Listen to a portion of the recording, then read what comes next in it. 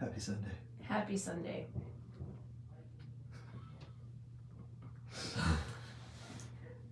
A couple of things are going on.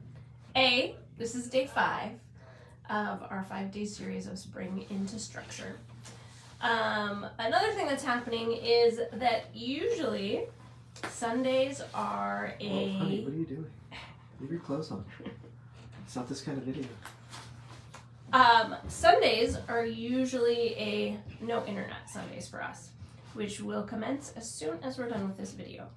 But we thought that this would be a great opportunity to talk a little bit about why we do that, along the lines of structure, really thinking about what does taking personal responsibility look like, and how that has impacted our structure.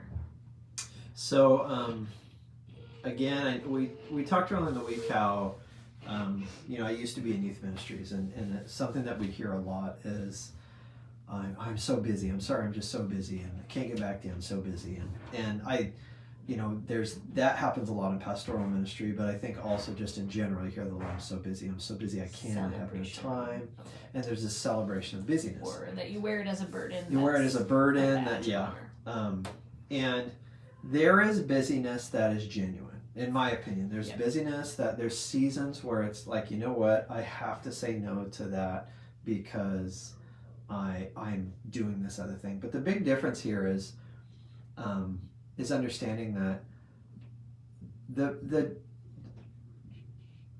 being busy, I think we need to change our relationship with that a little bit and take it away from it being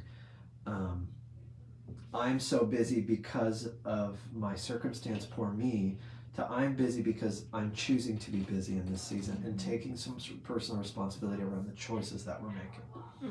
Now, let's say you're in a job where you're working you're in the medical field. We support a lot of nurses in our business, and so you're in the medical field and you're working 3, whatever 12-hour shifts in a row or whatever crazy thing, right? That's busy, right? But because that's your job, that's a choice that you've made to have that job. So here's some personal responsibility. You made a choice to be in that job. That takes a lot of hours, okay? Now, what you do with the time that you're not working, there's going to be some natural recovery time, some sleep that needs to happen. But what I find is that thing, and I've been myself where I look and I go, I feel, even when I'm not working, I'm exhausted. I feel like I'm so busy. There's just so much going on. I don't have time for anything. My recommendation, the thing that I've been working on, even myself, and I'm saying this myself, is in those moments where we look and we just go, oh man, I'm just so busy. I don't have time for anything. Remember yesterday we talked about our calendar. To open up our calendar and take a real look and say, how have I been spending my time? How have I been choosing to spend my time? Because as we've said in the past, is your calendar will control you or you control your calendar. That is a choice you get to make. Yeah. So Beth and I got to a point where we realized years ago in ministries, there were 2 things that we noticed. One is that we just don't have any time for ourselves, for our marriage, to just enjoy each other. Number 2 is that it seems like we're always working. It seems like we're just constantly working. And so 2 things happen. Still Roxy. That's so cute. 2 things happen is that we decided that we're going to do a date night. We made that choice. We took personal responsibility, the realization that ministry and busyness had taken precedence over our marriage. And we understand if we were going to have a successful ministry, we have to have a successful marriage. So we said, hey, we're having a date night. And we made that choice. We made the arrangements. We made, we partnered with, we had to partner with people to help that happen. We had to partner with people who were willing to watch our kids. Yeah. So it wasn't a singular effort. We had to sort of go public with it and say, hey, listen, we need to make some partnerships so that this will work. Okay, that was one thing. So we have done date night once a week for years. Yeah. Years. Now, are we always perfect? Do we miss it sometimes because of this or that? Sure. Do we make intentional choices? Absolutely. But we for the most part, I would say 90%, and if not, well, 90%, would you say? Sure. About 90%. once a week we're on a date night. We're making an intentional choice for each other. Number two thing that happened is we realized that we have got to have a day. A lot of our job from ministry to today, from ministry, church ministry to the ministry in which we do today of supporting people, we're around people. We're investing a lot in people. We're on our phones a lot. We're on Zooms a lot. We're in coffee shops, having meetings a lot. What we decided is that we have got to have a day where we are unplugged. So we said, you know what? On Sundays, we're going to make an intentional choice to put our phones away and just celebrate the day.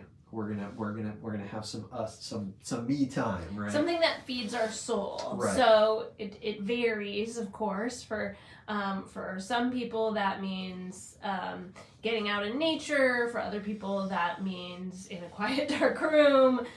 For other people, for me, it's often writing and reading and some opportunity for art. Those really kind of feed my soul. And that might not be where you're at. Right. Here, our heart, in terms of our encouragement, is shifting to I can't, I don't have time, I'm too busy, to how can I? Because that is a step towards personal responsibility. And recognizing how can I make choices. For some people, an entire day that's a Sabbath or a rest is not something that's within your circle of control. For other people, that might be an evening or a morning, but being able to make this shift in terms of your structure of not I can't, I'm too busy, I have too much going on, blah, blah, blah. Focusing on what are the things that you are in control of, which is not everything, but it is something. And then stepping up to take some personal responsibility for that. So, and saying, I can, or how can I?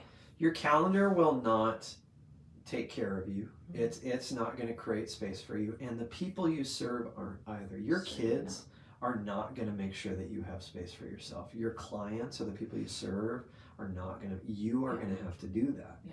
And this is particularly true for people in ministry. The people you minister to, ministry is it's an unquenchable fire. There will always be something burning. There will always be something to do. So you are going to have to take the personal responsibility to step back from it.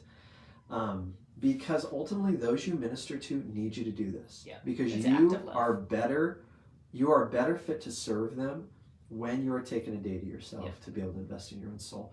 But again, I say, no one will do this for you. You have to do it. You've got to make the time.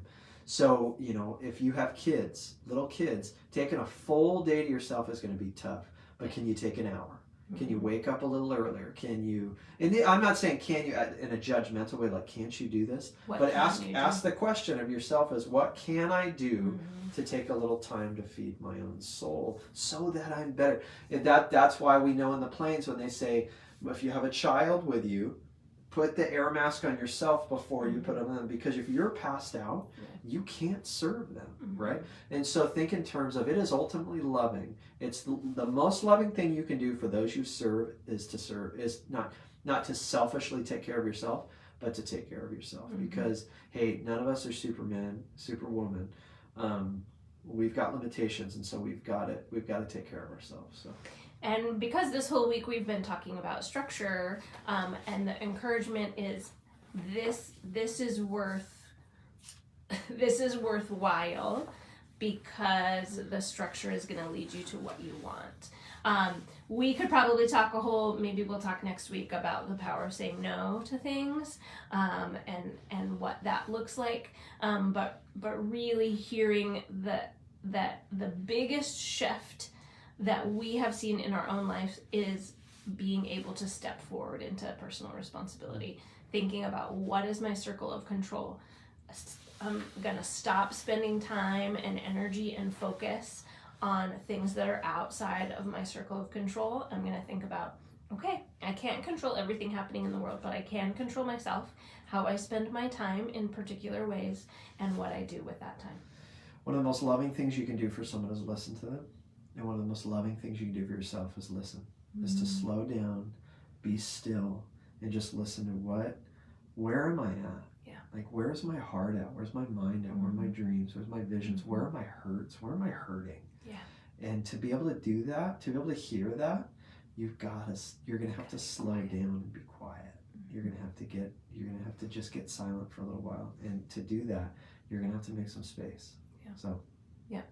So those are our encouragements. I'm going to go put my phone up in our bedroom after this and read a book, do some watercoloring, we're going to have a write some family letters. lunch, We're going to have a Sunday family lunch. If you heard nothing, please take away this one piece of thinking about what is the personal responsibility that you can take, because it's absolutely the best gift you can give to yourself and the people around you in creating your structure.